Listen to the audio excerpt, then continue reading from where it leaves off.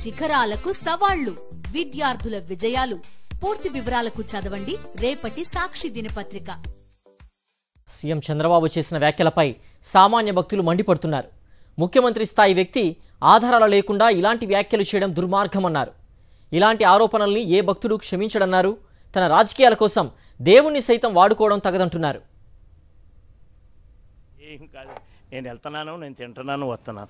లడ్డూలు జగన్ గారి పరిపాలనలో రాష్ట్రపతి వచ్చి తిన్నారు, ఉపరాష్ట్రపతులు వచ్చారు, కేంద్ర మంత్రులు వచ్చారు, లోక్సభ స్పీకర్లు వచ్చారు, పార్లమెంట్ సభ్యులు, శాసనసభ్యులు, అన్ని రాష్ట్రాల నుంచి మొత్తం భారతదేశం అంతా వచ్చేవారండి. సుమారు యావరేజ్గా ఎంత లెక్కిట్టినా 70,000 మంది భక్తులు తక్కువ ఉంటారండి. ఈలోగా 5 సంవత్సరాలకి కోట్ల మీద మంది లడ్డూలు తిన్నారు. ఈ కోట్ల మంది జనంలో ఏ ఒక్కరన్నా సరే నాణ్యత లోపించింది కానీ లడ్డు దొరకలేదని కానీ ఎప్పుడన్నా పోరాటం చేయడం జరిగిందండి? లేదు. ఆ వెంకటేశ్వర స్వామి అనుగ్రహం వల్ల, ఆయన దయ వల్లే ఈ కారు బాంబు తిరుపతి కొండతో పేలుడు ప్రాణాలతో బయటపడ్డాడు. ఆ స్వామి కరుణా కటాక్షం లేకపోతే అది బతికోవడా? ఆ విశ్వాసం కూడా లేదండి ఆయనకి. ఇంకా ఆయనకి ప్రజల్లోనే పోయింది విశ్వాసం. నెగ్గి 100 రోజులు అయిందన్నాడు.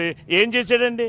కానీ హిందూ సాంప్రదాయాల మీద కామెంట్ చేసే స్థితి వచ్చిందనుకో, అది మాత్రం ఎవరు ఒప్పుకోరు సార్. ఏ ప్రభుత్వం ఒప్పుకోరు, ఎందుకు ఏ ప్రజలు ఒప్పుకోరు. గతంలో నేను కరోనా టైంలో నేను వెళ్ళాను, తిరుపతి వెళ్ళాను సార్. తర్వాత 2 సార్లు తిరుపతి వెళ్ళాను సార్, తిరుమల వెళ్ళాను సార్. మళ్ళీ నిన్నగా మొన్న ఎగువ గుండెదే నేను వెళ్ళి వచ్చాను సార్.